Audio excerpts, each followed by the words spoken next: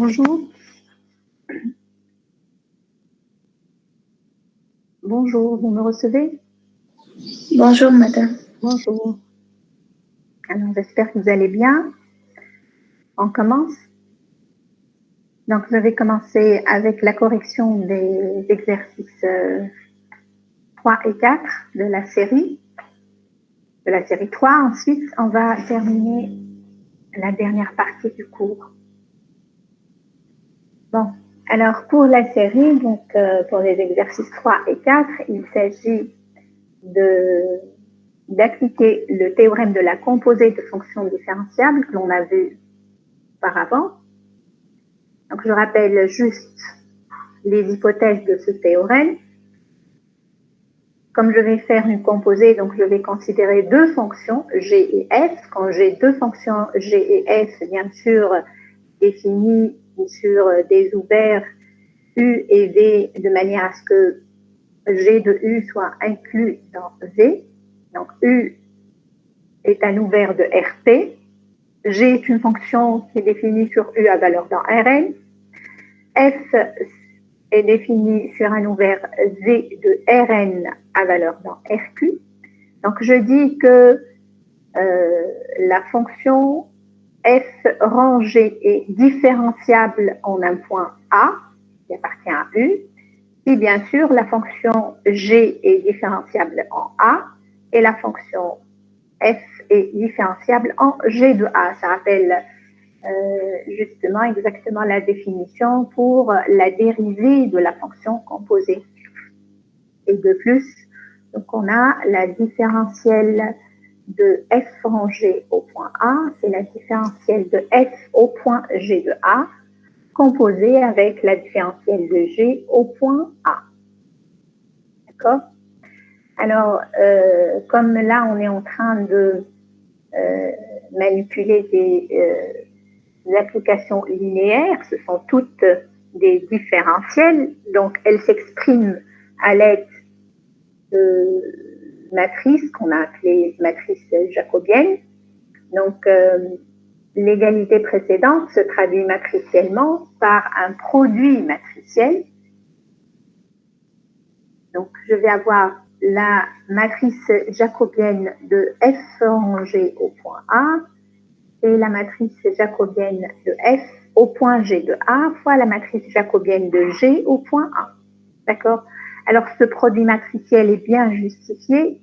Si je regarde le nombre de lignes et le nombre de colonnes de chacune de ces trois matrices-là, G, c'est une application qui est à P variable à valeur dans Rn. Donc, la matrice jacobienne de G au point A, c'est une matrice à n lignes et P colonnes. F, c'est une application à n variables à valeur dans Rq. Donc, la matrice jacobienne de F est une matrice à Q lignes n colonnes. Je peux bien sûr faire le produit matriciel de ces deux matrices-là, puisque le nombre de colonnes de la première matrice est égal au nombre de lignes de la deuxième matrice. Et bien sûr, la matrice jacobienne que je vais récupérer, c'est-à-dire la matrice jacobienne de f en G, sera une matrice à Q lignes et P colonnes. D'accord? Bon, alors on va appliquer ce résultat-là pour répondre aux deux exercices, les exercices 3 et 4 de la série. Alors, la première question concerne l'exercice 3. Donc, il s'agit d'une application f qui est définie sur R2 à valeur dans R4. Donc, une application f à deux variables à valeur dans R4 que je vais composer avec une autre application G qui est à 4 variables et à valeur dans R3. D'accord? Donc, la fonction que je récupère, G rond F, c'est une application qui est définie sur R2 qui est à valeur dans R3. Et justement, nous demande de déterminer de deux manières différentes la matrice jacobienne de G rond F. Bien sûr, on a un point A de R2. G rond F est défini sur R2. Donc A, c'est un vecteur de R2 qui a pour composante A1, A2.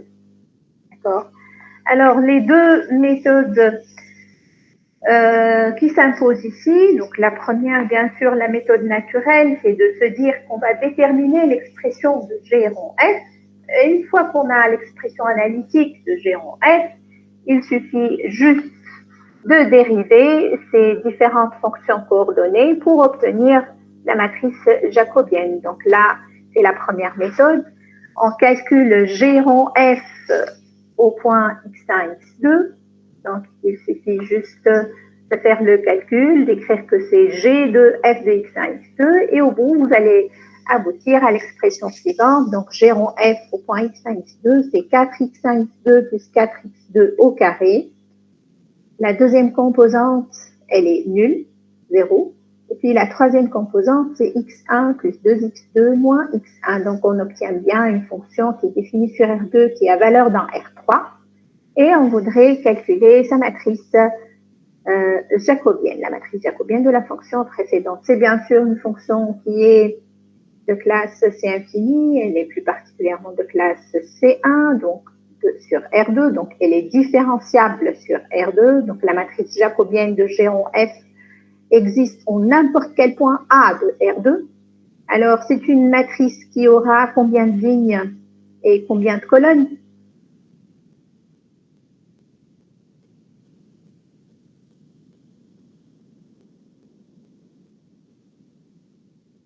Je vous écoute. 3 lignes et 2 colonnes. Oui, puisque c'est une fonction qui est définie sur R2 qui a valeur dans R3. Donc, ça va être une matrice à 3 lignes et 2 colonnes. Sur la première ligne, je vais prendre la première application coordonnée associée à G rond F, c'est-à-dire 4x1, x2 plus 4x2 au carré, dériver partiellement par rapport à la première variable, ensuite dériver partiellement par rapport à la deuxième variable. Alors, quand je dérive partiellement par rapport à x1, je vais avoir donc 4x2. Au point A1, A2, ça va faire 4A2. Et quand je dérive partiellement par rapport à la deuxième variable, c'est-à-dire par rapport à x2, je vais obtenir 4x1 plus 8x2. Donc, au point A1, A2, ça va faire 4A1 plus 8A2. Ceci, c'est en ce qui concerne la première ligne de la matrice jacobienne. Pour la deuxième ligne de la matrice jacobienne, ce que je vais faire, c'est dériver partiellement la deuxième fonction coordonnée de G rond F. Or, la deuxième fonction coordonnée de G rond F, elle est nulle. Donc, les dérivées partielles, respectivement par rapport à x1 et x2, sont nulles. C'est pour ça que vous avez sur la deuxième ligne 2 zéros. Maintenant, sur la troisième ligne de la matrice jacobienne, je vais prendre la troisième fonction coordonnée de G rond F, c'est-à-dire x1 plus 2x2 moins 1. Dérivé par rapport à x1, ça va donner 1.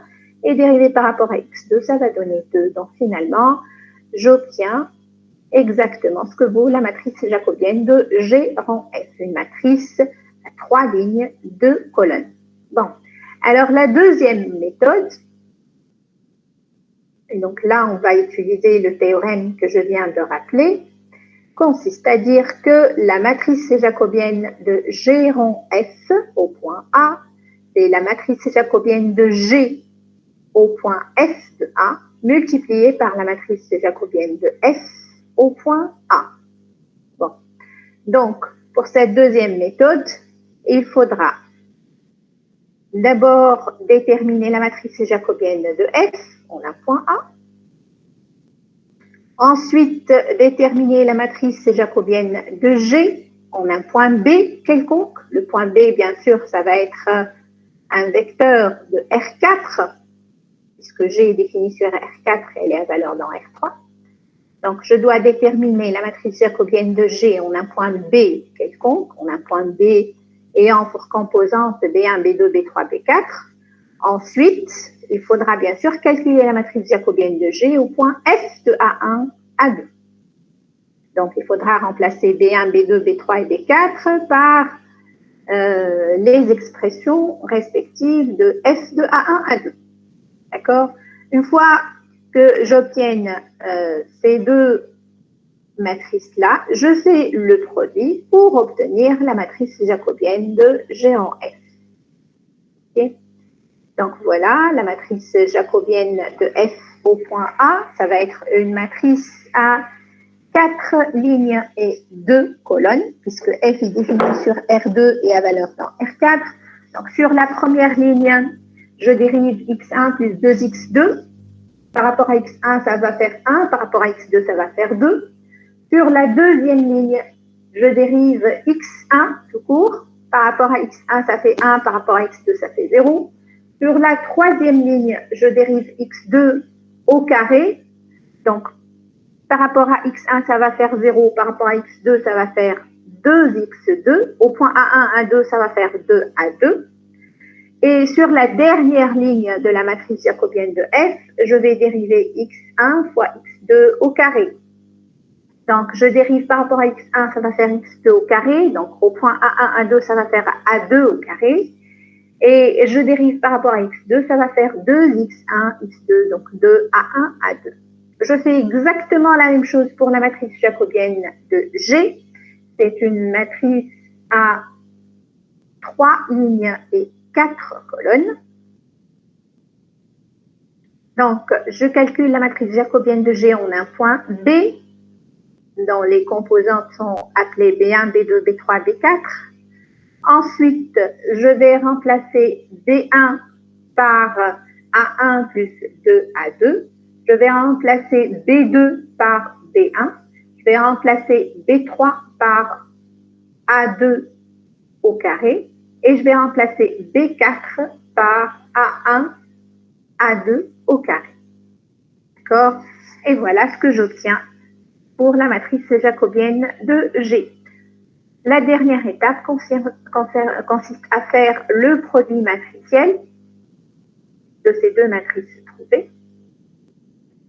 Donc, je fais le produit matriciel. Je vais obtenir une matrice à 3 lignes et 2 colonnes, comme annoncé précédemment. Et bien sûr, je dois retrouver exactement la même matrice trouvée avec la première méthode. OK? Bon. Donc, voilà les deux méthodes proposées. Ça dépend des exercices, ça dépend des questions. Des fois, quand j'ai directement l'expression de la fonction, c'est plus simple de travailler avec la définition directe de la matrice jacobienne. Des fois, je n'ai pas l'expression de la fonction, je dois la chercher, comme on l'a fait ici, avant de déterminer la matrice jacobienne. Ici, l'expression de la fonction composée n'était pas du tout difficile à faire. Par contre, le calcul des deux matrices jacobiennes et de leur produit était un tout petit peu plus long, mais dans certains exercices, bien sûr, ça dépend des cas. Le produit matriciel est facile à faire. Et ensuite, ce qui est essentiel aussi, c'est que le produit matriciel, surtout dans les cas généraux, va me permettre d'avoir des relations entre les différentes dérivées partielles. Alors, on passe à l'exercice d'après, l'exercice 4.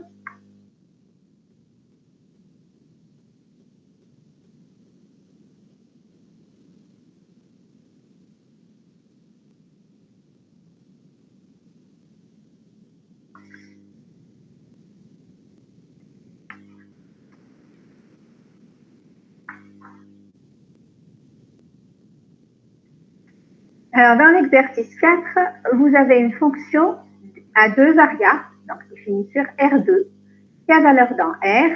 Une fonction vous dit qu'elle est différentiable, F.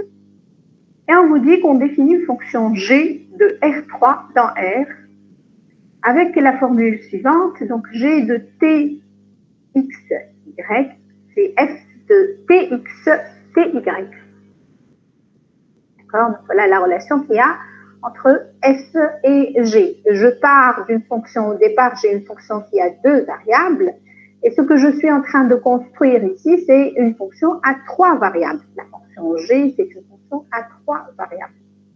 Et on vous dit montrer que G est différenciable. Donc la première chose à faire, c'est de voir tout d'abord le lien qu'il y a entre F et G, comment je passe de F à G. Comme vous le voyez sur le schéma, ici, dans la correction, pour passer de F à G, on a tout simplement composé F avec la fonction, il y a un vecteur Txy de R3, fait associer le vecteur de R2, défini tout simplement par T fois X et T fois Y.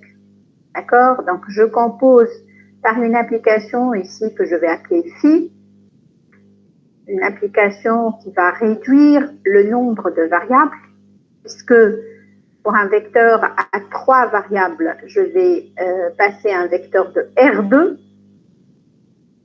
Pour un vecteur à 3 composantes T, X et Y, je vais associer tout simplement le vecteur T fois X et T fois Y. Ensuite, je compose avec F, une fonction définie sur R2 qui a valeur dans R, une fonction numérique.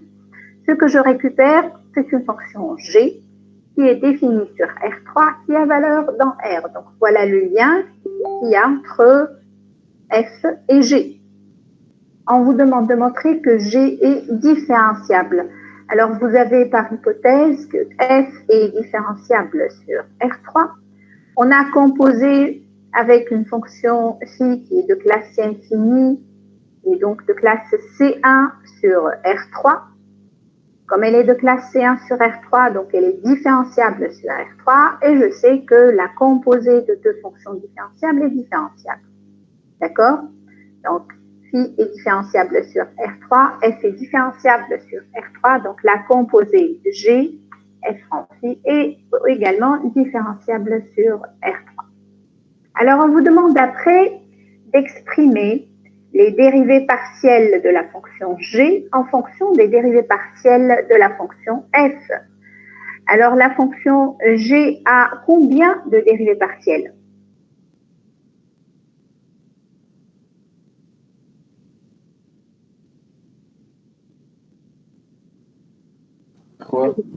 Oui, la fonction G a 3 dérivées partielles. Pourquoi? Parce que tout simplement, la fonction G est définie sur R3. C'est une fonction à 3 variables. La fonction G, c'est la fonction qui a t, x, y associée f de tx, ty. Donc, G, c'est une fonction à 3 variables. Les variables de G sont appelées t, x et y. Donc, comme j'ai une fonction à 3 variables, je vais avoir également 3 dérivées partielles. La dérivée partielle de G par rapport à la première variable, c'est-à-dire par rapport à t, la dérivée partielle de G par rapport à la deuxième variable, et la dérivée partielle de G par rapport à la troisième variable, par rapport à y. Donc, par rapport à t, par rapport à x et par rapport à y. La question, c'est exprimer les dérivées partielles de G par rapport à ces 3 variables-là en fonction des dérivées partielles de f. Alors, f a combien de dérivées partielles?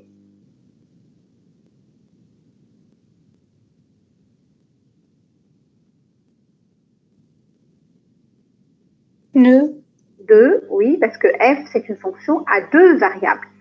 F est définie sur R2, elle est à valeur dans R, donc f aura une dérivée partielle par rapport à sa première variable et une dérivée partielle par rapport à sa deuxième variable. D'accord?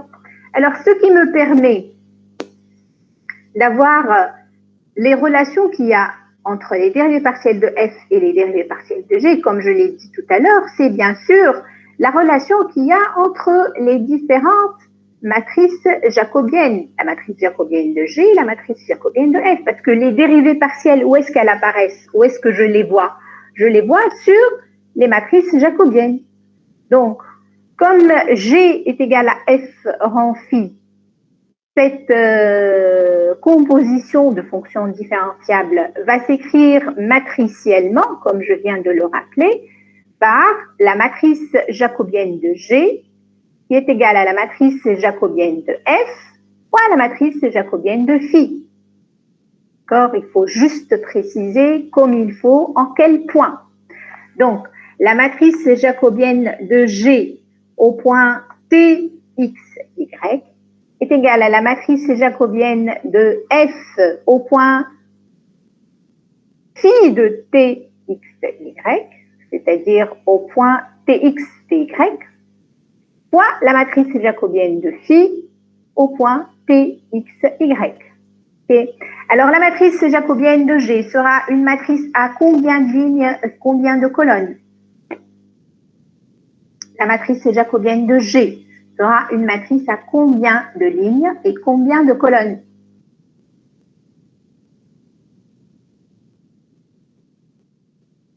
Je vous écoute. Une ligne, 3 colonnes. Exactement, une ligne et 3 colonnes, parce que G, c'est une fonction qui est définie sur R3, qui a valeur dans R. Donc, la matrice jacobienne de G, c'est une matrice à une ligne et 3 colonnes. Alors, sur cette ligne-là, qu'est-ce que je vais faire? Je vais tout simplement prendre la fonction coordonnée de G, qui est unique, parce que G, c'est une fonction à valeur dans R. Donc, je vais prendre G tout simplement, dériver G par rapport à la première variable, c'est-à-dire par rapport à T, dériver G par rapport à la deuxième variable, et ensuite dériver G par rapport à la troisième variable, c'est-à-dire par rapport à Y. Et je prends toutes ces dérivées partielles au point Tx, Y. Donc là, vous avez la matrice jacobienne de G. Pour F, c'est exactement la même chose, parce que F est aussi une fonction numérique. C'est une fonction qui a valeur dans R. Mais F, c'est une fonction à deux variables.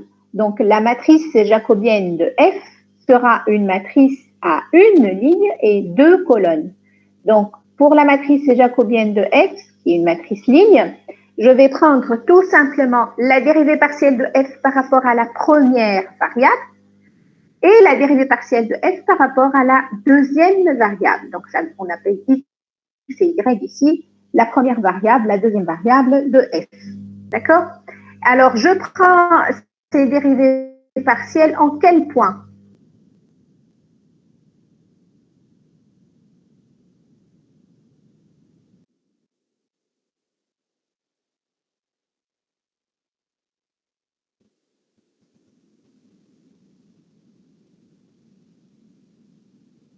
Tx, c'était Y. Tx et Ty au point phi de Tx, Y, c'est-à-dire au point T fois X et T fois Y, comme c'est noté ici. Donc, je prends les dérivées partielles de F au point Tx, Ty. Et ensuite, bien sûr, il reste à préciser maintenant la matrice jacobienne de phi. Alors, phi, c'est une application qui est définie sur R3, qui est à valeur dans R2. Donc, la matrice jacobienne de phi sera une matrice à deux lignes et trois colonnes. Donc, sur la première ligne de la matrice jacobienne de phi, je vais prendre la première fonction coordonnée de phi, qui est t fois x. Je vais dériver par rapport à la première variable, donc je dérive par rapport à t, ça va donner x.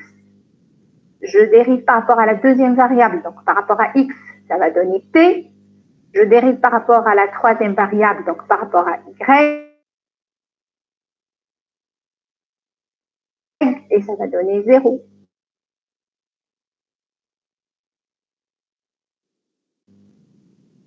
D'accord? Donc, sur la première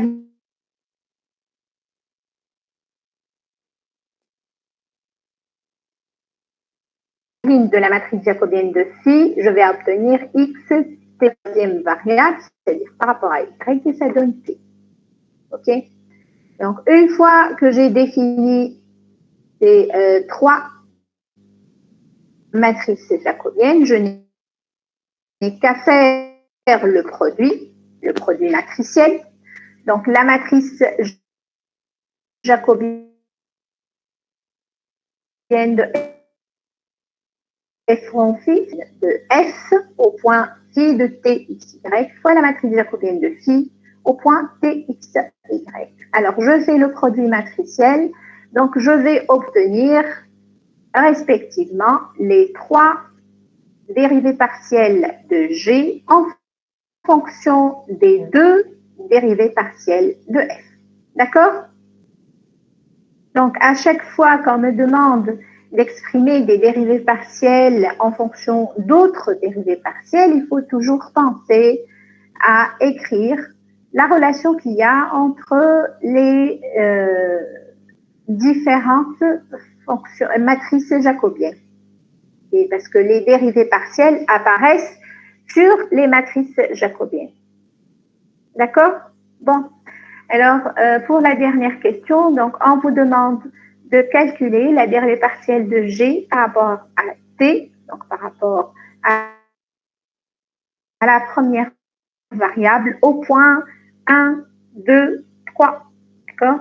Donc, je vais prendre la première expression, c'est-à-dire la dérivée partielle de G par rapport à T, et je vais remplacer T par 1, X par 2 et Y par 3. Donc, d'après ce qui précède, la dérivée partielle de G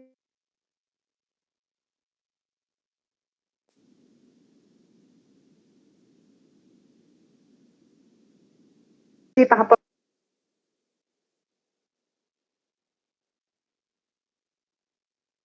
à la première variable au point 1, 2, 3 de R3, ça vaut 2 fois.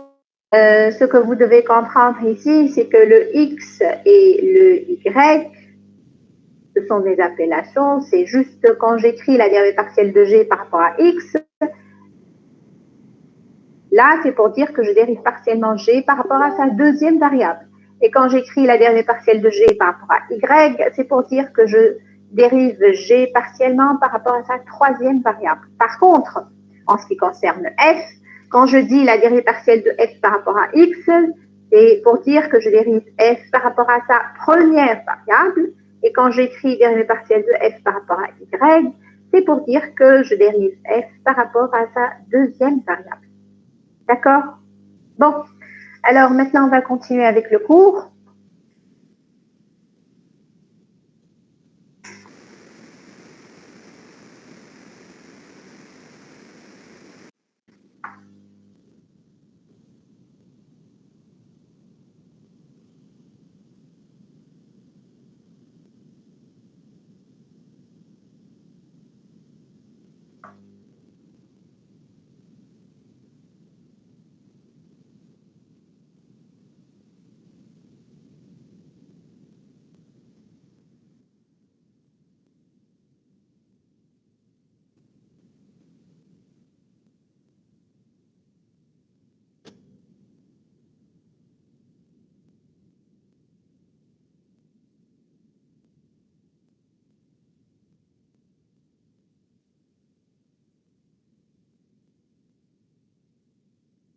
Alors je vous rappelle que la semaine dernière, ce qu'on avait vu essentiellement, c'était le C1 difféomorphisme qui consiste à faire un changement de variable en coordonnées polaires. Donc, on a vu que si on considérait la fonction définie sur R2 qui a R θ associé R cosinus θ, R de réduire l'ensemble de départ. C'est pour ça qu'on a travaillé sur l'ouvert R étoile plus croix moins pi pi. Et on a défini cet ouvert-là à valeur dans R2 privé des demi-droites des réels négatifs. On a montré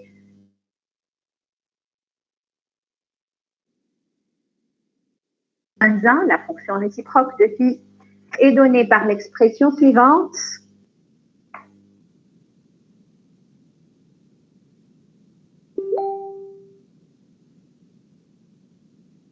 Terminer la matrice jacobienne de phi moins 1 sans avoir l'expression analytique de phi moins 1. On a juste inversé la matrice jacobienne de phi. Ensuite, dans une deuxième étape, on a exprimé phi moins 1, la fonction réciproque de phi, et j'ai dit bien sûr qu'avec cette expression-là, je peux récupérer la matrice jacobienne de phi moins 1 qu'on a déterminée en premier lieu.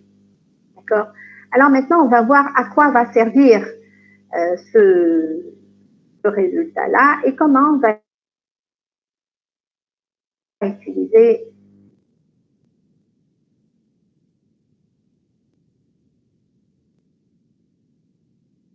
qu'on avait déjà fait la semaine dernière. Bon, donc on va voir l'effet d'un changement de variable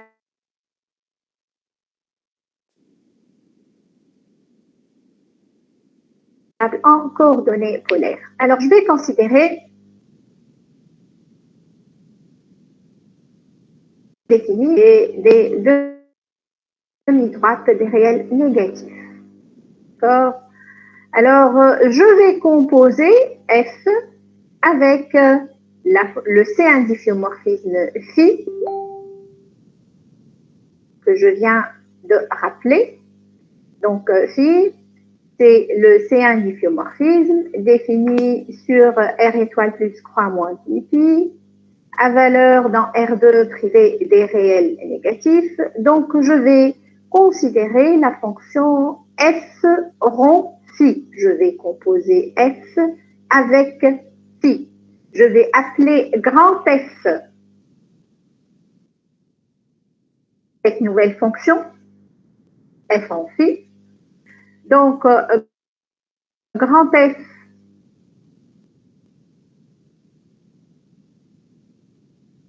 c'est une fonction qui sera de classe C1 sur R étoile plus croix moins pi, à valeur dans R, bien sûr. Donc, grand F, comme je vais faire la composée de F avec phi, donc comment sera défini grand F au point R θ?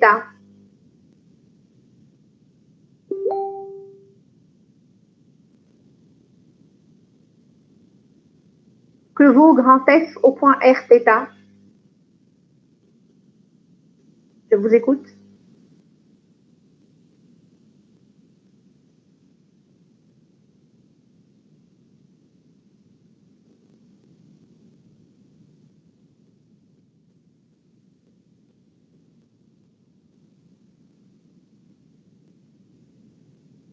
Vous suivez? Que vaut grand F au point R θ?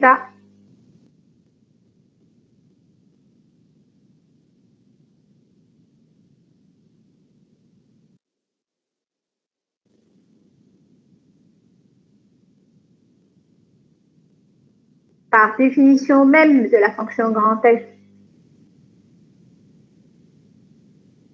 que vaut grand F au point R θ?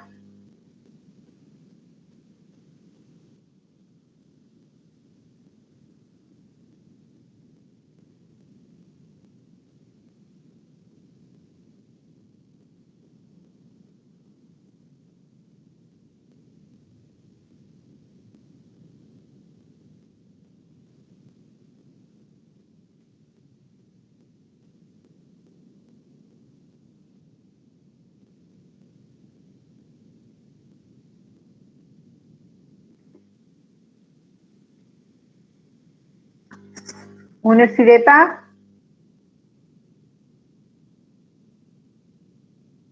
Vous me recevez ou pas? Oui, madame, on vous reçoit. Oui. Oui.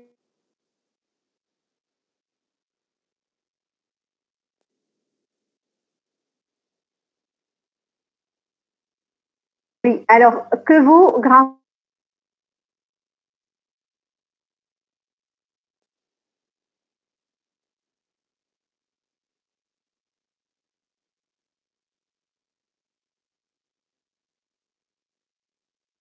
F au point R θ?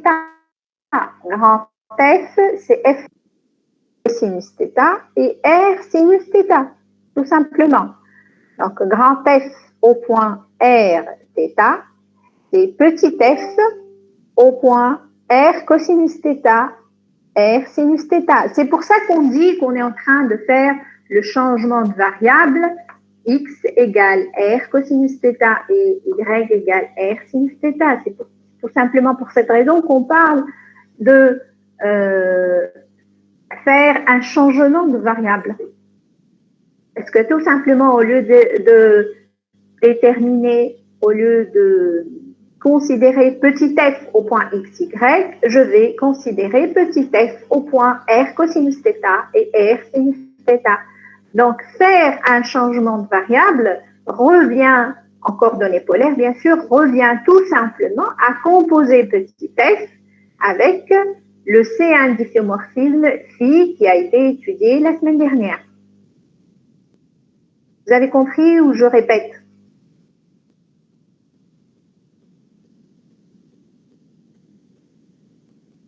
Est-ce que vous avez compris? Madame. Ça consiste à quoi? Madame, صوتك يسرق.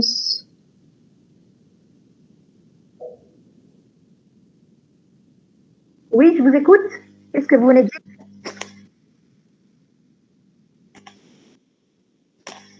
Madame, قلت لك صوتك يسرق.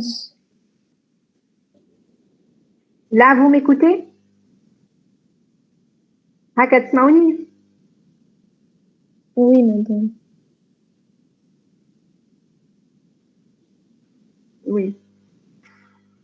Alors, je répète.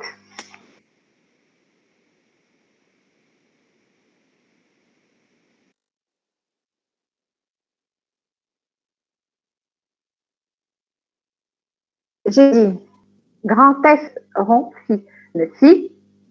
Je vais obtenir une nouvelle fonction grand F.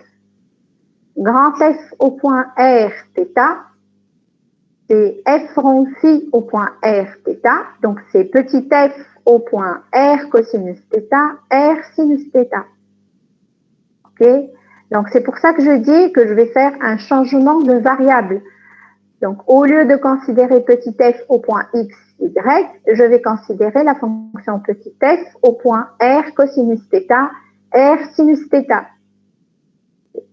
Donc, j'ai dit tout à l'heure, je vais le répéter, quand je dis que je suis en train de faire un changement de variable en coordonnées polaires, ça revient tout simplement à dire que je suis en train de composer la fonction petit f avec le C1 difféomorphisme qui a été étudié la semaine dernière.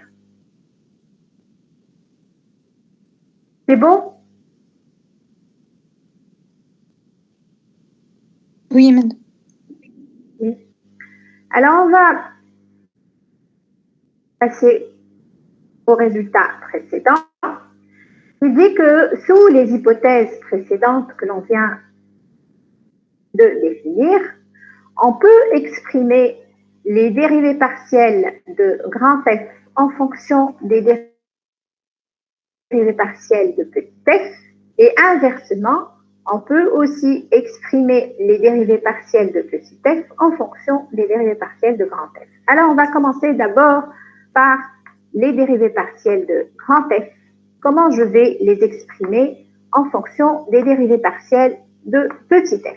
Alors, d'après vous, d'après déjà les raisonnements qu'on a déjà fait dans les exercices, là on a corrigé les exercices de la série 3. D'après vous, qu'est-ce qui va me permettre d'exprimer les dérivées partielles de grand F en fonction des dérivées partielles de petit f? La matrice jacobienne. Bien sûr, c'est des matrices jacobiennes. Donc, ça va être le lien qu'il y a entre la matrice jacobienne de grand F et la matrice jacobienne de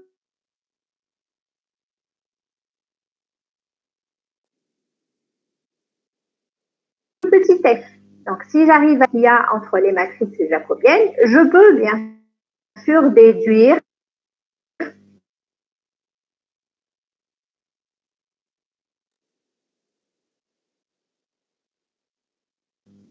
les expressions suivantes. D'accord? Donc, n'oubliez pas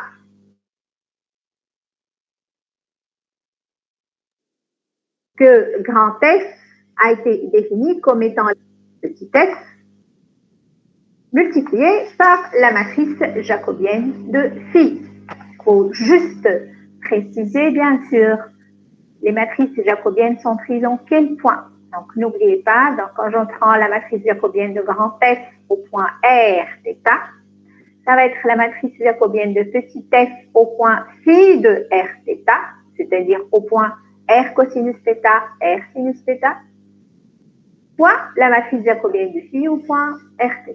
Alors, si on a déjà calculé sa matrice jacobienne, ça va être une matrice carrée d'ordre 2 donnée par la matrice suivante, la matrice carrée dont le jacobien vaut R. On l'a déjà calculé auparavant.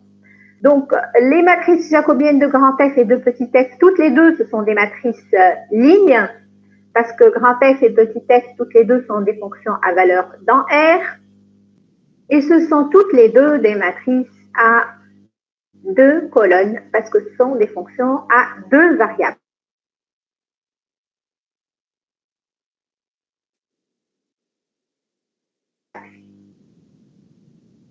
D'accord? Donc, la matrice jacobienne de grand F sera donnée et la dérivée partielle de grand F par rapport à la deuxième variable, c'est-à-dire par rapport à θ. OK? Alors, la matrice jacobienne de petit f, maintenant, ça va être la dérivée partielle de f, petit f, par rapport à la première variable, c'est-à-dire par rapport à x, et la dérivée partielle de petit f par rapport à la deuxième variable, c'est-à-dire par rapport à y. Mais attention, ces dérivées partielles, je vais les prendre au point phi de r θ, c'est-à-dire au point r cosinus θ, r sinus θ. Et je fais le produit matriciel. Quand je fais le produit matriciel, je tombe pile poil sur les expressions qui ont été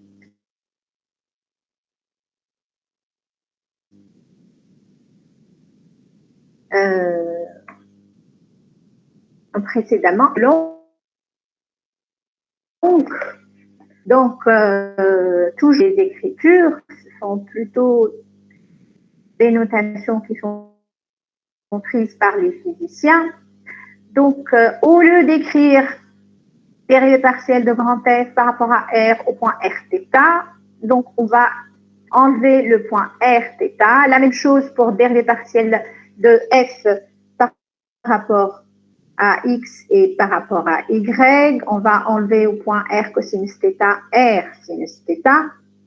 Là, je suis en train de vous donner, de vous expliquer comment vous pouvez trouver aussi la formulation de ces deux formules dans des bouquins, surtout les bouquins écrits par les ingénieurs et par les physiciens. Mais sinon, rigoureusement en maths, il faut bien sûr préciser à chaque fois la dérivée partielle, vous êtes en train de la calculer en quel point. D'accord? Donc, je suis juste en train de vous donner des explications pour les notations allégées que vous pouvez trouver dans certains livres ou certains cours. Mais sinon, je vous demande bien sûr d'être rigoureux et d'écrire convenablement à chaque fois la dérivée partielle. Vous êtes en train de la prendre en quel point? Bon, donc là, par abus, j'ai dit, on va enlever R θ, on va enlever R cosinus θ, R sinus θ. Et si j'appelle, comme on l'a déjà fait par abus aussi, les deux fonctions x et y suivantes, donc la fonction x, comme on l'a déjà utilisée auparavant, c'est la fonction qui a R θ associe R cosinus θ. Et la fonction y, c'est la fonction qui a R θ associe R sinus θ. Donc, dx sur dr, ça va donner quoi? Si je dérive partiellement x par rapport à r, ça donne quoi?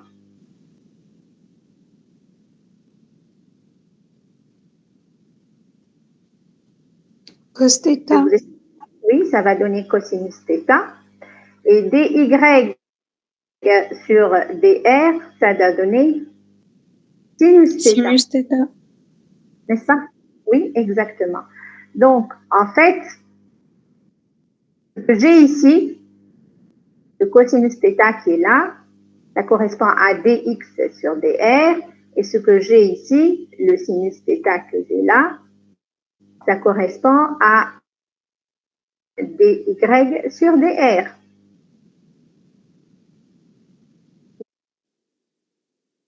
Vous voyez? Et si vous dérivez x par rapport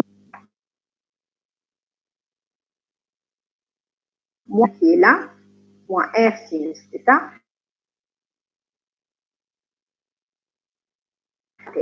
ça va vous donner r cosinus θ, et c'est ce terme-là qui est là.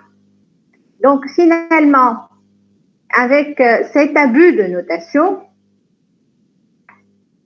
que je ne tolère pas du tout, hein, c'est juste pour vous donner comment on peut formuler tout simplement les relations précédentes. Hein. Donc, avec cet abus de notation, on pourra écrire tout simplement,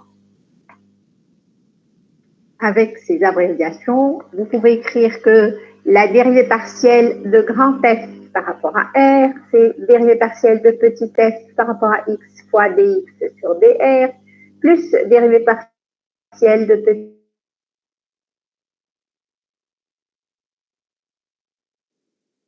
f sur dy fois dy sur dr. Mais bon, derrière toutes ces abréviations, il faut comprendre bien sûr que les dérivées partielles de grand F, je les prends au point R θ. Les dérivées partielles de petit f, je les prends au point R.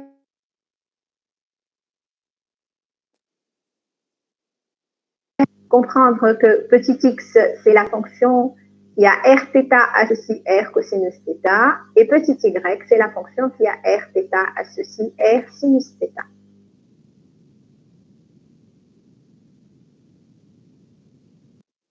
D'accord?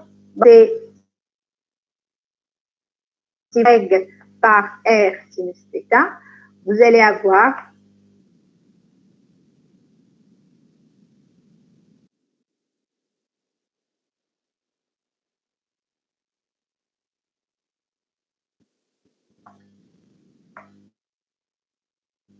les deux expressions suivantes. Est-ce que vous êtes d'accord? Est-ce que vous voyez comment on obtient ces deux expressions?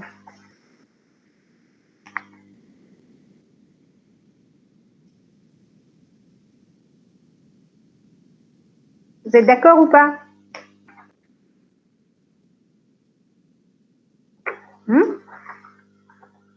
Vous m'écoutez? Oui, madame. Vous me recevez? Oui, oui.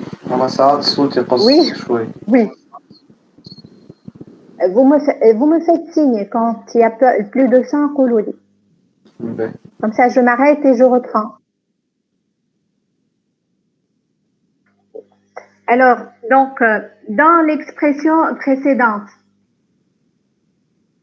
les deux expressions qu'on a trouvées tout à l'heure, quand on a appliqué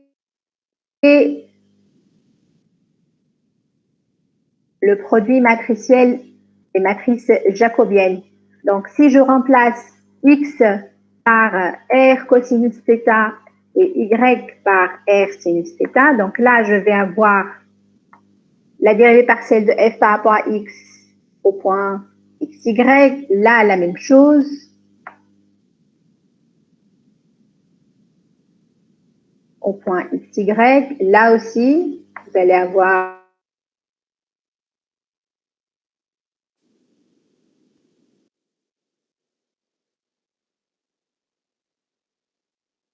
la dérivée partielle de f par rapport à x au point xy, et là aussi la dérivée partielle. Alors, vous avez ici r cosinus θ, ça correspond exactement à x, n'est-ce pas?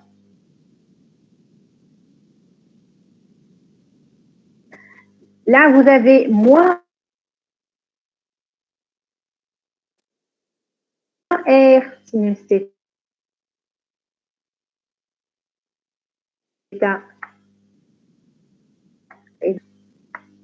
Là, cosinus θ, ça correspond exactement à x sur r, c'est-à-dire x sur racine de x2 plus y2. Et là, vous avez sinus θ. Sinus θ, ça correspond exactement à y sur r, donc y sur racine de x2 plus y2. Okay. D'où donc l'écriture qui a été donnée ici. Donc vous avez aussi la possibilité d'écrire les dérivés partiels de grand F en fonction des dérivés partiels de petit f si vous voulez introduire x et y. Bon, alors dans cette proposition qu'on est en train de démontrer, on vous dit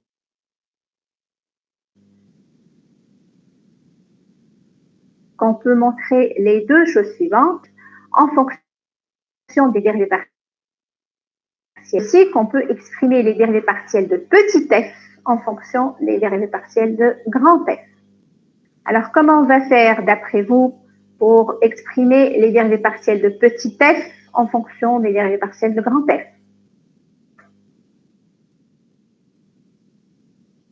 Vous me recevez? Oui. Oui. Donc, on a démontré la première partie de la proposition. Je vous montre à nouveau l'énoncé de la proposition. Donc, voilà ce qu'elle dit, la proposition. Voilà l'énoncé de la proposition. Donc, vous avez dans cette première partie, dans la première partie de cette proposition, et comment s'expriment les dérivés partiels de grand F en fonction des dérivés partiels de petit f. C'est ce qu'on vient de démontrer. Maintenant, dans la deuxième partie, on vous demande de montrer que vous avez aussi les dérivés partiels de petit f qui peuvent s'exprimer en fonction des dérivés partiels de grand F. Donc, d'après vous, comment on peut montrer ceci?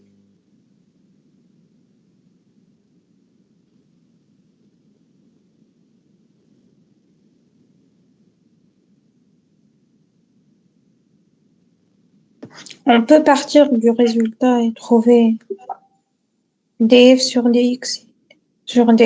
Exactement. Oui. Donc, on peut partir du système précédent, c'est ce que vous voulez dire, hein? Oui. Oui, bien sûr, on peut partir du système précédent, faire bien sûr quelques transformations pour calculer les dérivés partiels de petit f en fonction des dérivés partiels de grand F. Donc là, c'est la première méthode, la première manière de procéder. Ça, c'est une proposition. Sinon, on peut aussi faire autre chose. Tout à l'heure, qu'est-ce qu'on a fait dans la première partie pour exprimer les dérivés partiels de grand F en fonction des dérivés partiels de petit f? On a écrit le lien qu'il y a entre la matrice. Oui. La matrice jacobienne de grand F et la matrice jacobienne de petit f, n'est-ce pas? Donc, on est parti de la relation grand F égale F rond phi. N'est-ce pas? On compense par phi moins 1. Exactement. Donc, on peut aussi écrire que petit f égale grand F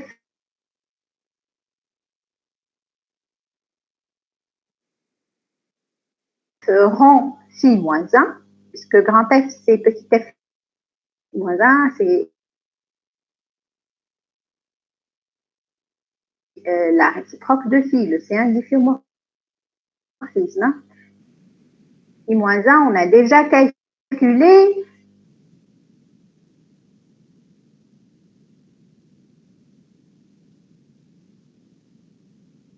la semaine dernière sa matrice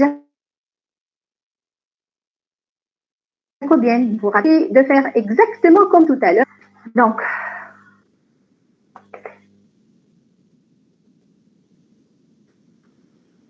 Vous me recevez?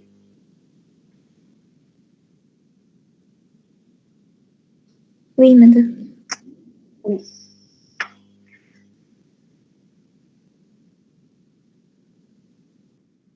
Donc, je reviens à la démonstration et on va présenter ces deux méthodes. Donc, pour exprimer les dérivés partiels de petit f en fonction de celle de grand F, on peut procéder de deux manières différentes, exactement comme je viens de l'expliquer. Donc, soit on va partir du système précédent, des relations qu'on vient de trouver. Il suffit juste de multiplier les deux équations de ce système par cosinus θ et sinus θ sur R.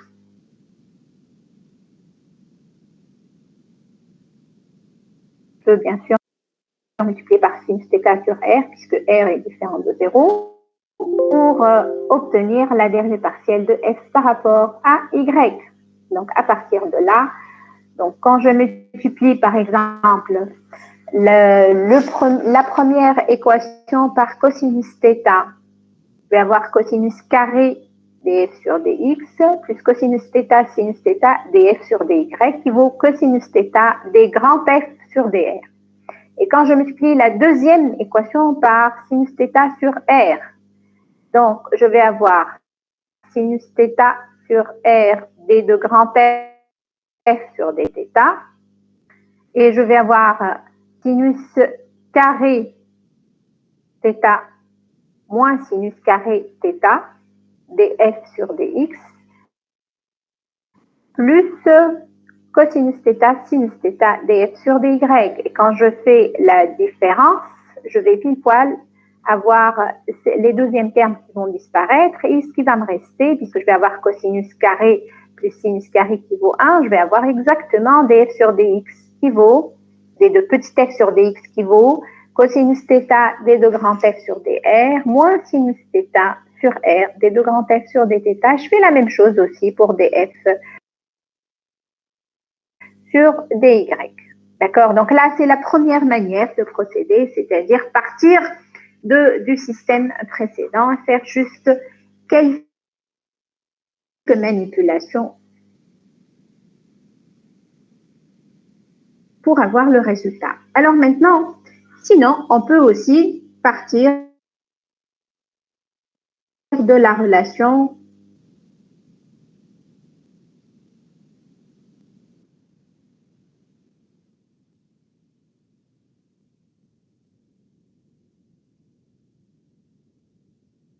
donc si je pars de la relation grand F qui vaut f en phi, je sais que petit f sera égal à f en phi moins 1.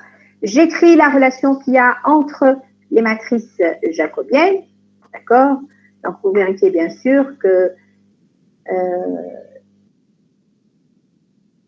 la matrice jacobienne de phi moins 1, c'est exactement le résultat qu'on a trouvé la semaine dernière. Ça va me donner ça. Je fais le produit matriciel à lancer et le résultat trouvé avec la première méthode.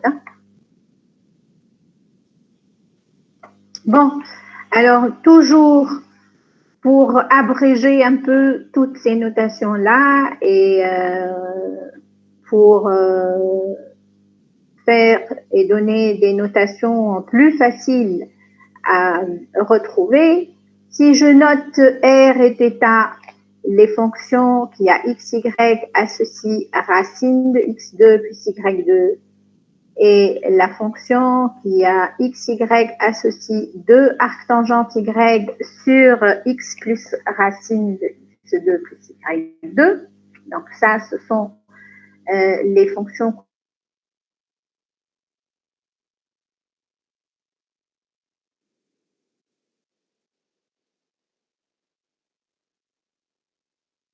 qu'on a trouvées la dernière fois, la semaine dernière. Alors, quand vous calculez la dérivée partielle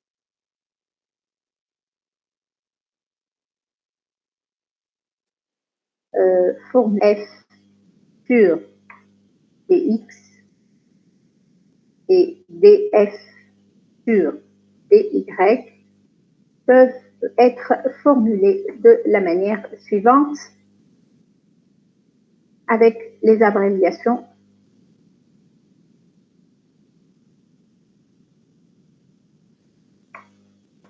Mais je vous donne ça juste pour que vous compreniez un peu ces formules-là si vous les rencontrez. Mais sinon, je voudrais que vos notations soient précises. Hein. Donc, quand vous écrivez ces formules-là, il faut absolument préciser en quel point correctement. D'accord? Bon. Alors,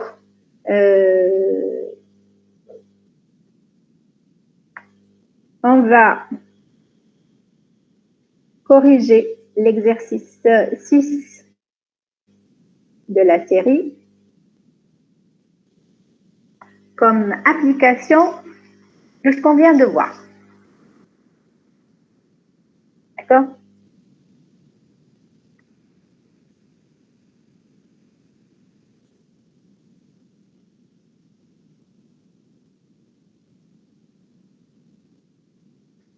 Alors, je vous laisse le soin de lire l'énoncé de l'exercice 6. Donc, je fais une lecture avec vous. On va voir une application directe de ce qu'on vient de faire ici, de ce que je viens d'expliquer. Donc, à quoi servent ces changements de variables? Alors, dans l'exercice 6, je lis l'énoncé, l'exercice 6 de la série 3. Vous êtes à l'écoute? Oui, madame. Alors, on vous dit, en utilisant le changement de variable polaire, identifiez les fonctions f de classe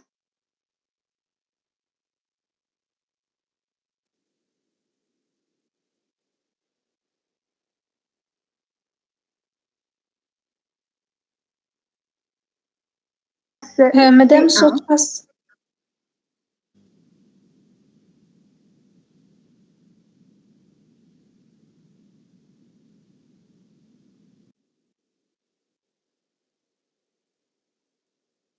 Sur R2,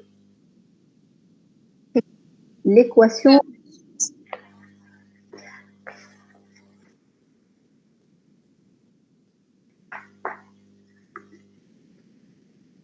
C'est bon? Madame. Est-ce que vous me recevez? Oui? Oui, madame. Juste شوية اي توا اي Comment? مدام بكري قص توا سرع معنا اسمع فيه. B. D'accord, ok. C'est bon? Je peux continuer? Oui, madame. Oui. Alors, donc, on se propose de trouver les fonctions f de classe C.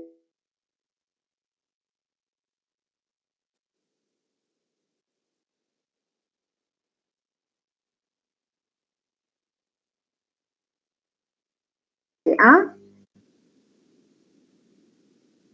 qui vérifie l'équation différentielle suivante.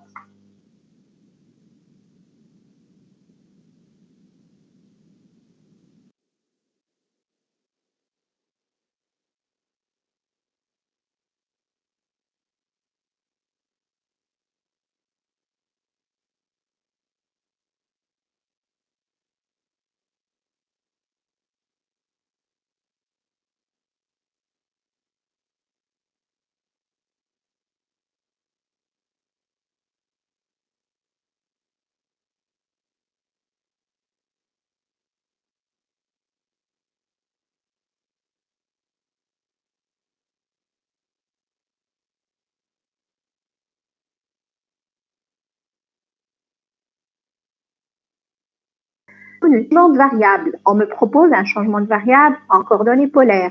Donc, le changement de variable, qu'est-ce qu'il va me permettre de faire? Il va me permettre de réduire le nombre d'inconnus. Au lieu d'avoir deux inconnus, je vais avoir une seule inconnue. Une fois que j'ai une seule inconnue dans l'équation, bien sûr, je pourrais résoudre l'équation différentielle, mais attention, quand je fais un changement de variable, bien sûr, à la fin, n'oubliez pas que mon but, c'est de déterminer petit f. D'accord?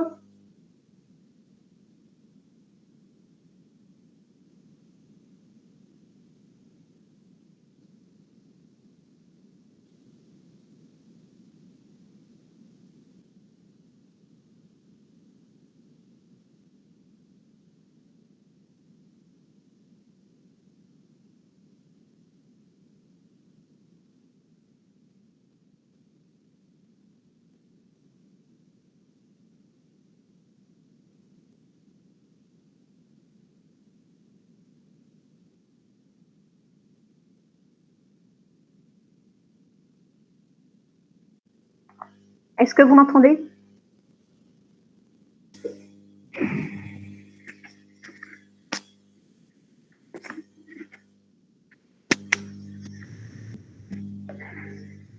Vous êtes à l'écoute? Vous me recevez ou pas? مدام توا جست ترجع صوتك بكري كان قاصص شوية. Il y a un problème de connexion.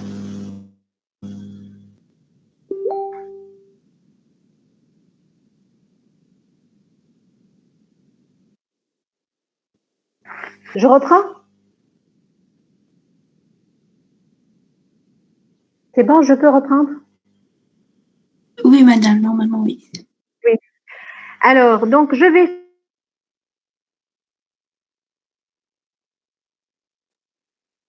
faire le changement de variable. Donc, x égale r cosinus θ et y égale r sinus θ.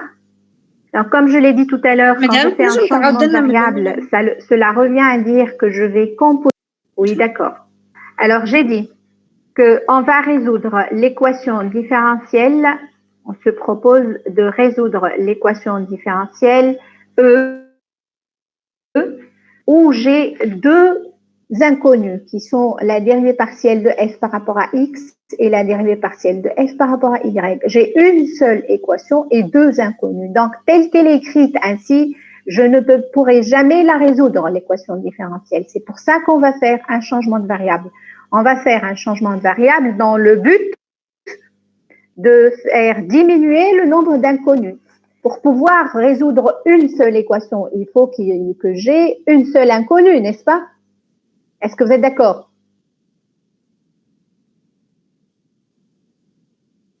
Oui. Oui. Donc, je vais faire un changement de variable justement pour réduire le nombre d'inconnus. Donc, au lieu d'avoir deux inconnus, ici qui sont la dérivée partielle de f par rapport à x et la dérivée partielle de f par rapport à y, je vais faire un changement de variable pour avoir une seule inconnue. Et le changement de variable que je vais faire, c'est tout simplement la composition avec phi, le C1 difféomorphisme qui a r θ, ceci r cosinus θ et r sinus θ. Donc, je vais composer petit f avec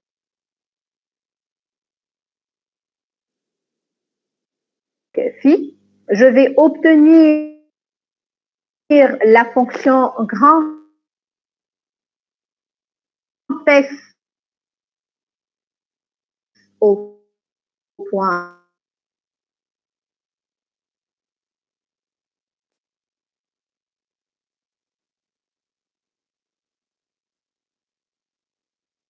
grand f au point rθ, c'est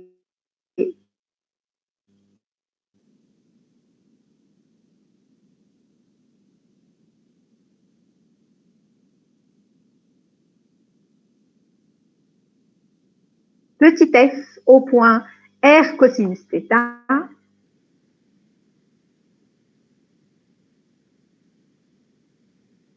et fonction précédente.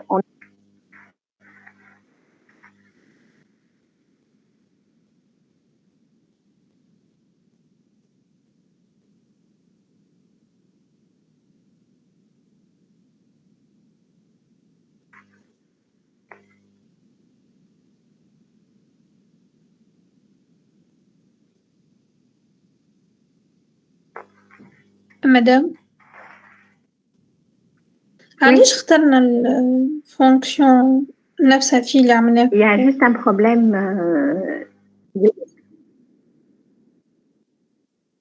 Vous allez tout de suite comprendre. Une seconde et je vais vous expliquer.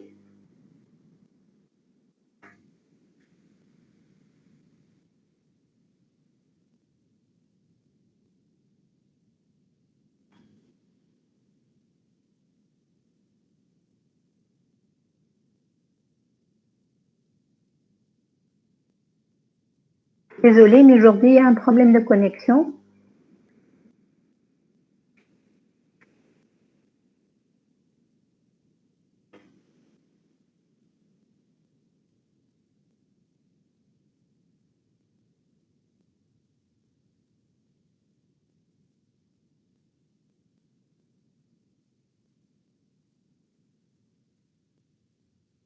Donc, rappelez-vous de ces deux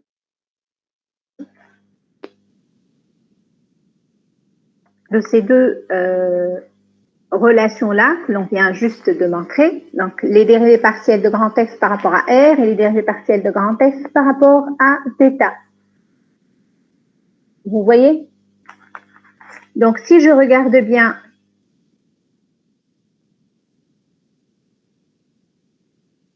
cette deuxième expression-là,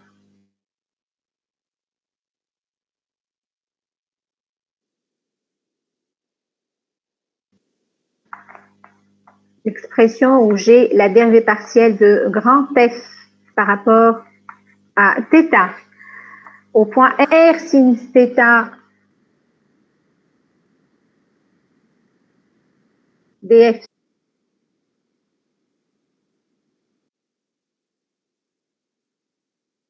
sur dx, ici, ça correspond exactement à moins y, et le R cosinus θ, ça correspond exactement à x, d'accord? Le moins R cosinus θ qui est ici, ça correspond à moins y, et le R cosinus θ ici, ça correspond à x. Donc, quand je fais le changement de variable,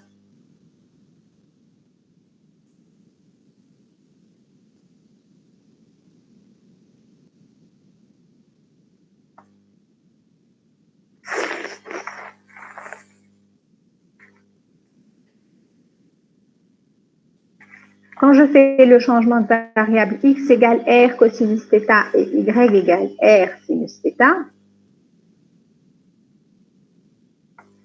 je remarque tout de suite que la deuxième équation que j'obtiens à partir des deux relations qu'on a montrées dans la proposition va me donner, la deuxième équation, elle va me donner quoi?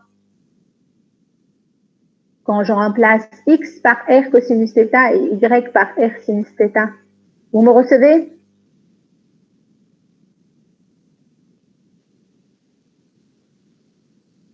Oui. Oui. La deuxième équation, c'est là. Quand je remplace x par R cosinus θ et y par R sinus θ, elle va me donner quoi? Elle va me donner exactement la dérivée partielle de f par rapport à θ au point R θ qui vaut moins y df sur dx au point xy plus x df sur dy au point xy. Et donc ça me donne exactement pile poil l'équation différentielle que là on me demande de calculer. Parce que l'équation différentielle, on me dit résoudre l'équation différentielle x df sur dy moins y df sur dx égale 0. Donc l'équation E va s'écrire comment avec ce changement de variable? Comment va s'écrire l'équation différentielle E avec ce changement de variable?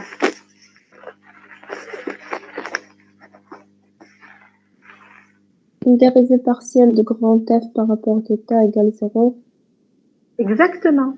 Ça va me donner la dérivée partielle de grand F par rapport à θ au point r θ qui est égal à 0. Ok? Et qu'est-ce que j'ai gagné en effectuant ce changement de variable? J'obtiens toujours une équation différentielle, vous êtes d'accord, puisque j'ai des dérivées partielles devant moi. Mais j'ai gagné autre chose. Qu'est-ce que j'ai gagné? Inconnu واحد برك. Exactement. Je n'ai plus deux inconnus comme tout à l'heure. Tout à l'heure, j'avais deux inconnus qui étaient la dérivée partielle de f par rapport à x et la dérivée partielle de f par rapport à y. Là, j'ai une seule inconnue qui est la dérivée partielle de grand F par rapport à θ.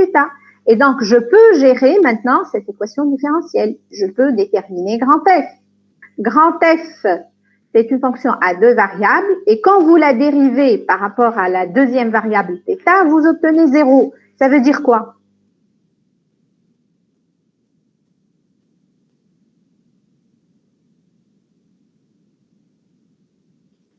Je vous écoute.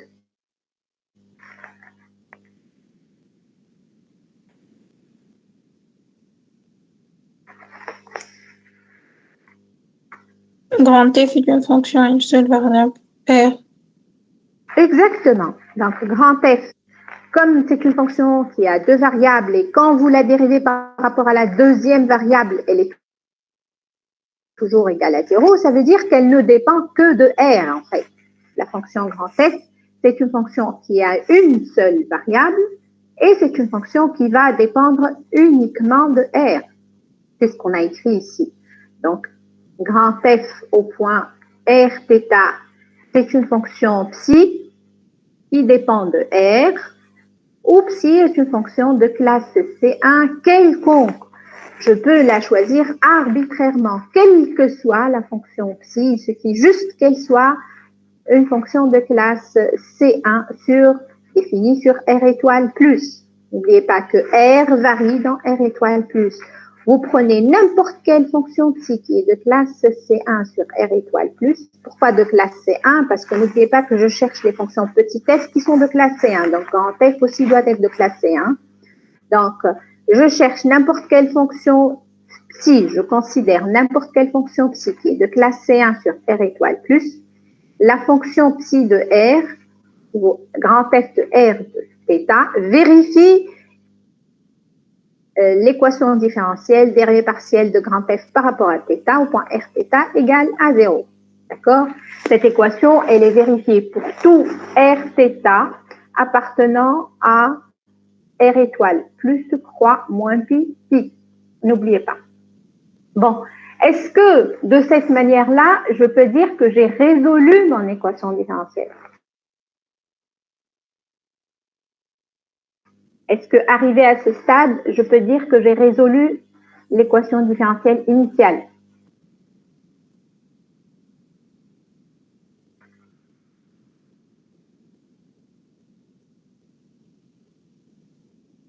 Je vous écoute.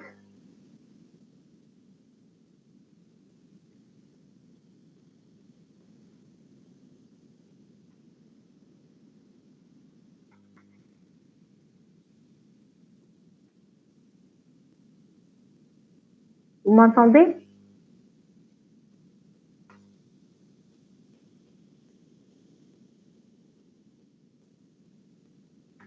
Est-ce que vous me recevez?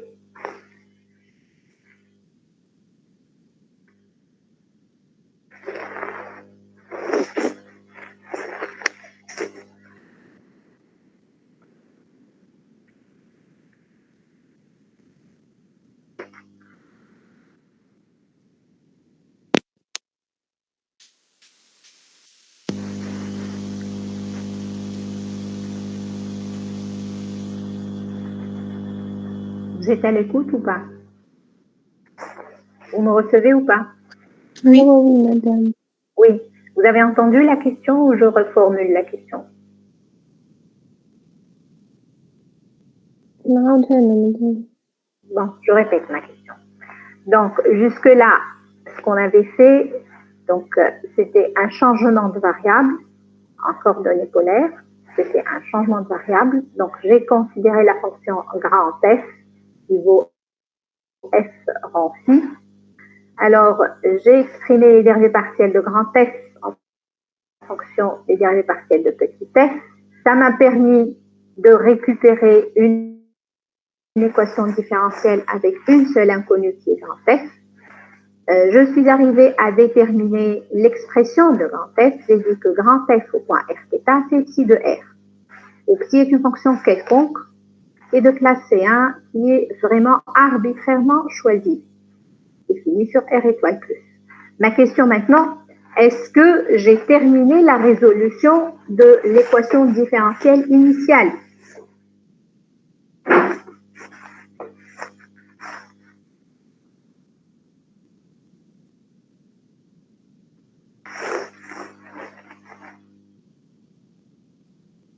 Mon but dès le début, c'était quoi? Non. Notre but, c'est de déterminer quelle fonction? F. F, bien sûr, petit f. L'inconnu dans l'équation différentielle initiale, c'est petit f. Hein. On veut chercher à identifier les fonctions petit f. Et moi, ce que j'ai déterminé ici, c'est grand f. C'est pas petit f. Donc, comment j'ai trouvé grand f à partir de petit f? J'ai composé avec le changement de variable phi. Donc, pour trouver la fonction grand f à partir de la fonction petit f, j'ai composé avec le changement de variable phi. Maintenant, inversement, pour retrouver petit f, sachant que j'ai obtenu grand f, je dois faire quoi? Exactement, d'accord? Donc, maintenant, dans la dernière étape de la résolution de cette équation différentielle, je dois composer avec phi moins 1. OK?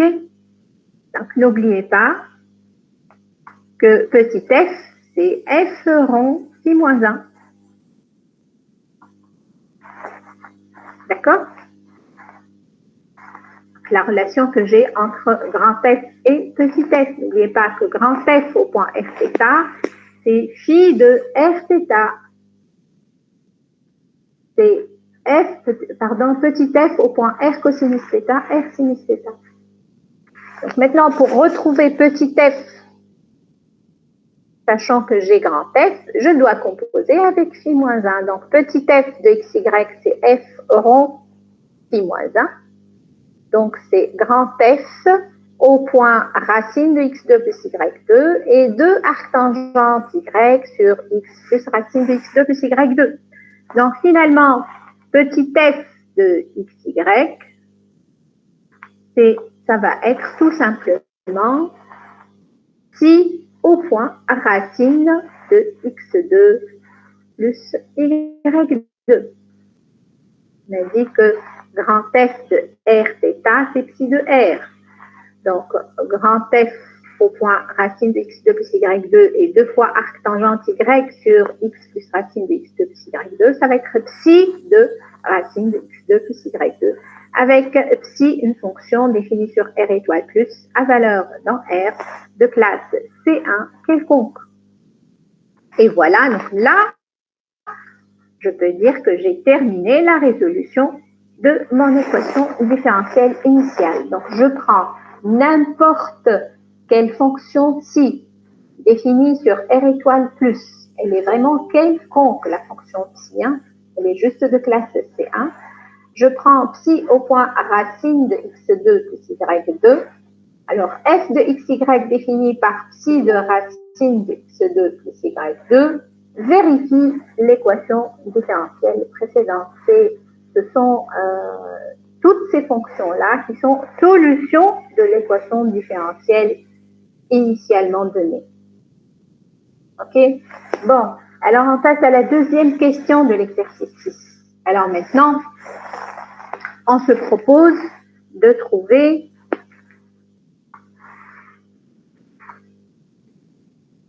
de résoudre l'équation différentielle suivante.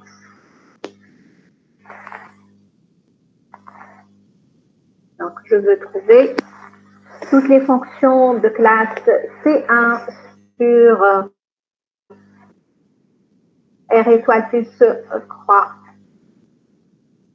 sur R2, pardon, privé de la demi-droite des réels négatifs, qui vérifie x df sur dx plus y df sur dy égale racine de x2 plus y2. On vous dit aussi, là, utiliser un changement de variable en coordonnées polaires. Donc, quand on vous dit utiliser un changement de variable en coordonnées polaires, vous devez tout de suite comprendre qu'il s'agit de faire quoi?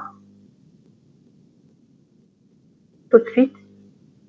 Madame Yakhidime, X R cos θ ou Y R sin θ. Quand il s'agit de faire un changement de variable en coordonnées polaires, c'est ce que je viens de dire. Ça s'appelle un changement de variable en coordonnées polaires. Mais on peut faire d'autres types de changements de variables. On va voir ça la semaine prochaine. D'accord? Ce qu'on est en train de voir là, c'est les changements de variables en coordonnées polaires. OK?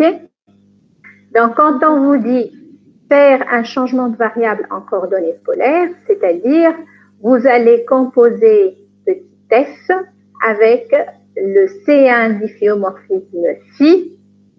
Donc, vous allez faire grand F égale F en phi, où phi, c'est la fonction qui a R θ, ceci R cosinus θ et R sinus θ. Vous allez faire un changement de variable en coordonnées polaires. Alors, vous l'avez compris d'après l'exemple précédent. Donc, la première étape, ça va être faire le changement de variable, écrire les dérivées partielles de grand F en fonction des dérivées partielles de petit f. Ensuite, voir ça correspond à quoi pour l'équation différentielle qui a été donnée. Ensuite, vous allez pouvoir résoudre la nouvelle équation différentielle. Donc, vous allez récupérer grand F, exactement comme on l'a fait tout à l'heure. Et la dernière étape, ça va être de récupérer petit f une fois qu'on a grand F. Autrement dit, composer grand F avec phi moins 1 pour avoir petit f. OK? Bon, alors, quand je fais le changement de variable en coordonnées polaires, je sais que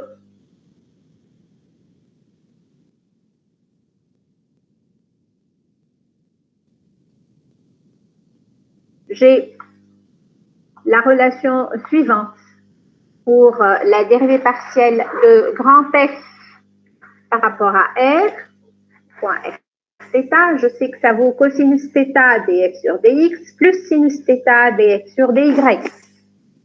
Ça, c'est toujours les relations qu'on a trouvées tout au début de ce cours. Bon, alors par rapport à l'équation différentielle qui a été donnée, il suffit de faire quoi pour avoir x df sur dx plus y df sur dy?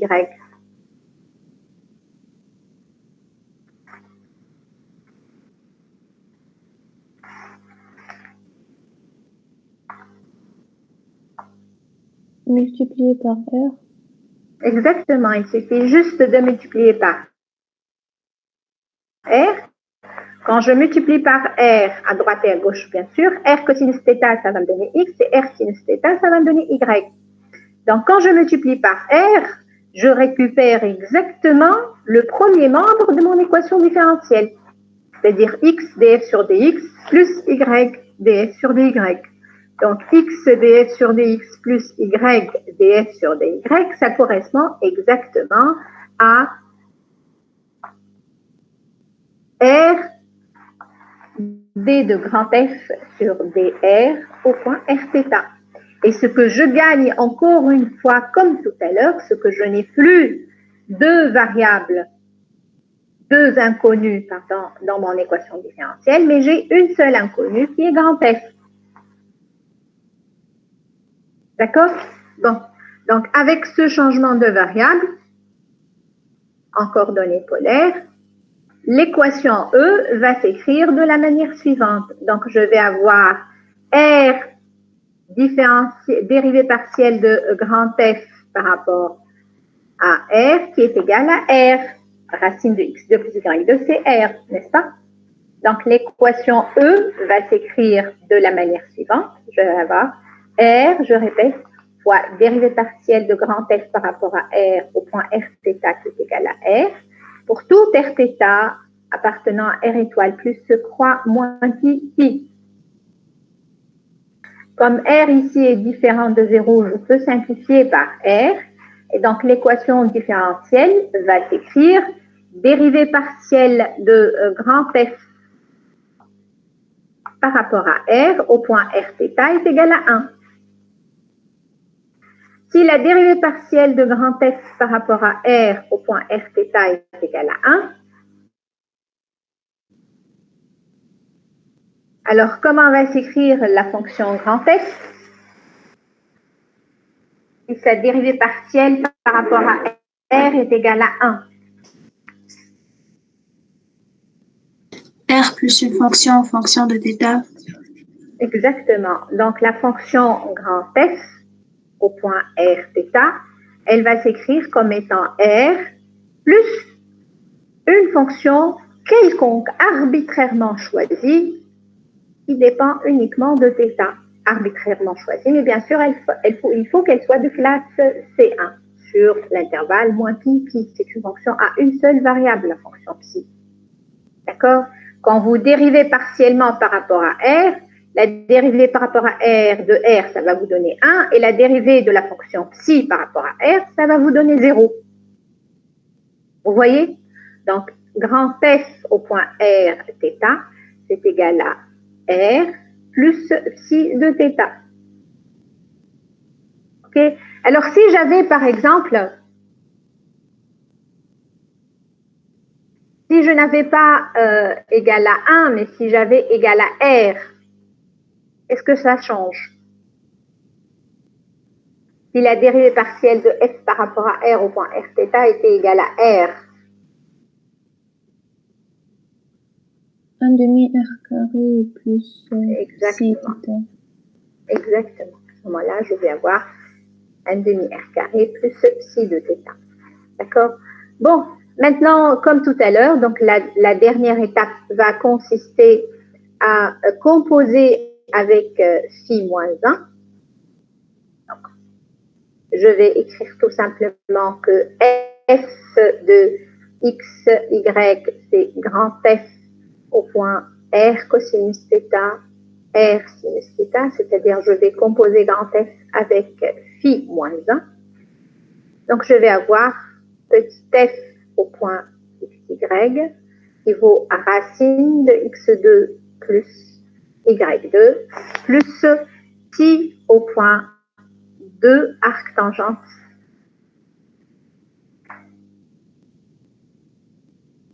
de y sur x plus à racine de x2 plus y2, où psi est une fonction quelconque de classe C1.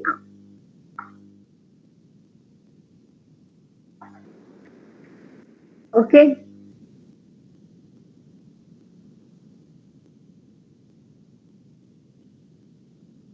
Bon, alors maintenant je vais revenir à la question de votre camarade tout à l'heure qui m'a posé, est-ce qu'on fait toujours un changement de variable en coordonnées polaires? Alors quand est-ce qu'il est intéressant de faire des changements de variables en coordonnées polaires?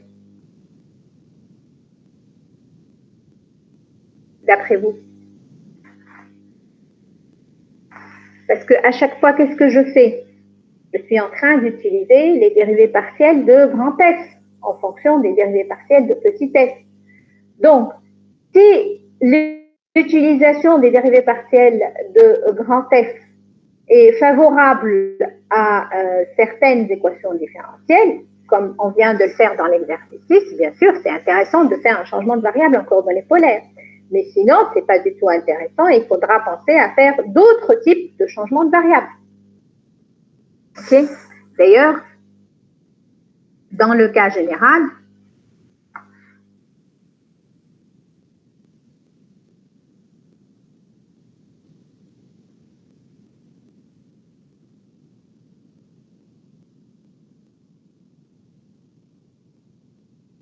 je vais faire un exemple. Donc, on vous dit on se propose de déterminer les fonctions f de classe C1 sur R2, vérifiant l'équation différentielle suivante. Donc, si vous essayez pour cette équation différentielle de faire un changement de variable en coordonnées polaires, vous allez voir que les dérivées partielles de grand F ne vont pas du tout permettre de faire diminuer le nombre d'inconnus. C'est-à-dire, si vous allez exprimer les dérivées partielles de petit f en fonction des dérivées partielles de grand F, où grand F est un changement de variable en coordonnées polaires, vous allez toujours tomber sur une autre équation différentielle où le nombre d'inconnus est égal à 2. Donc, finalement, ce n'est pas un changement de variable qui est efficace dans ce type d'équation différentielle. D'accord? Par contre, si j'utilise dans ce cas-là le C1 difféomorphisme suivant, donc si je considère phi, la fonction qui a UV, associe U plus V sur 2 et U moins V sur 2. Pourquoi c'est un C1 difféomorphisme ici?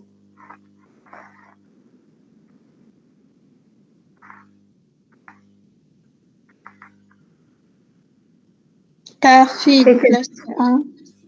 Oui, phi est de classe Phi C1. moins 1. Phi moins 1 est aussi de classe C1. Phi est bijective, c'est une bijection. On peut même déterminer sa fonction réciproque ici. Elle et sa fonction réciproque sont de classe C1, donc c'est un C1 difféomorphisme. Vous pouvez aussi calculer la matrice jacobienne de phi. Donc la matrice jacobienne de phi, comment vous la calculez?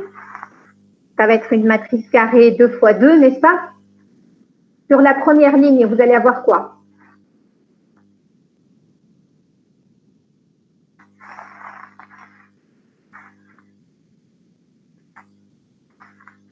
Un demi, un demi.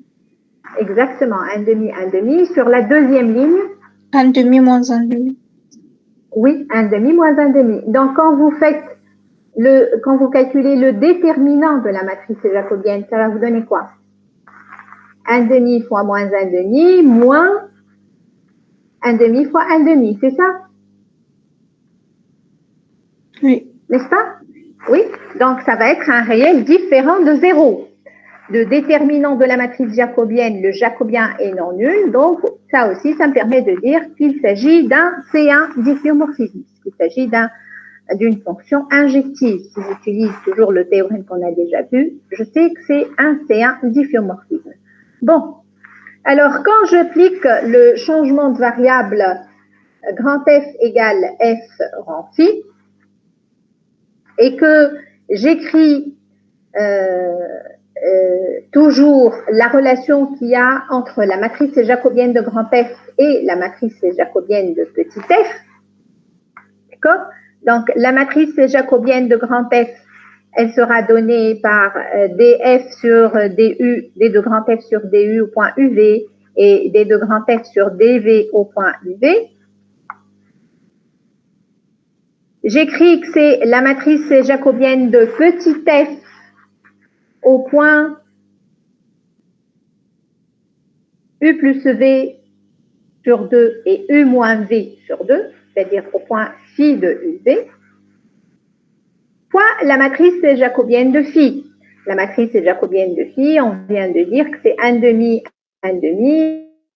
et 1 demi moins 1 demi. Je fais le produit matriciel, donc je fais exactement les mêmes étapes qui ont été faites auparavant avec le changement de variable en coordonnées polaires, sauf qu'ici, c'est un autre changement de variable. Ce n'est pas un changement de variable en coordonnées polaires. D'accord? Alors, je vais obtenir, donc, quand je fais le produit matriciel, d de grand F sur du égale 1 demi df sur dx plus 1 demi df sur dy. Et d de grand F sur dv, c'est 1 demi df sur dx moins 1 demi df sur dy. D'accord? Alors, si je regarde bien, si je reviens à l'équation différentielle que je veux résoudre, c'est df sur dx plus df sur dy est égal à 0. df sur dx plus df sur dy est égal à 0. Donc, en utilisant les dérivées partielles de grand F, ça correspond à quoi? d de petit f sur dx plus d de petit f sur dy égale à 0. Ça correspond à quoi? D de grand F sur DU. Fois 2. Fois 2. Fois 2. Donc, c'est 2 fois. Donc, l'équation E s'écrit, c'est mis là.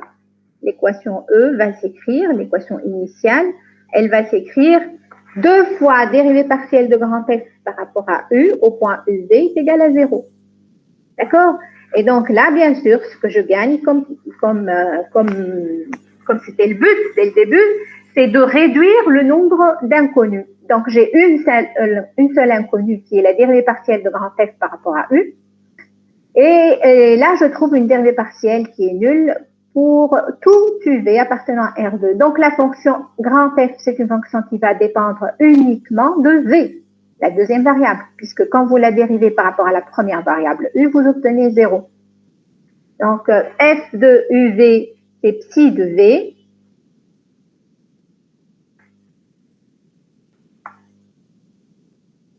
Pardon. Donc F de UV est égal à psi de V, où psi est une fonction de classe C1 quelconque. On en déduit bien sûr petit f maintenant, en composant toujours avec phi moins 1. Vous avez compris pourquoi un changement de variable doit être toujours bijectif. On ne peut pas faire un changement de variable avec une fonction qui n'est pas bijective, parce qu'on a toujours besoin de revenir à la fonction initiale. Et donc, on a toujours besoin de composer avec la fonction réciproque phi moins 1. C'est pour ça qu'un changement de variable doit être toujours bijectif. Ça doit être un C1 difféomorphisme. Donc, je compose avec phi moins 1. Phi moins 1, on l'a déjà calculé tout au début. Phi moins 1, c'est la fonction qui a xy associe x plus y et x moins y. Vous allez vérifier après. Donc, on va avoir f de xy qui vaut psi de x moins y, où psi est une fonction qui est de classe C1 quelconque. OK? Alors, je vais m'arrêter là. Je vais vous laisser le soin de reprendre tout ça. Je corrigerai la semaine prochaine, donc tout au début. Vous faites l'exercice 5. Vous le faites après une lecture bien approfondie de ce qu'on a fait aujourd'hui. Vous essayez de faire l'exercice 5, le dernier exercice de la série 3. Et je corrigerai cet exercice la prochaine fois et je commencerai le dernier chapitre, le chapitre 3.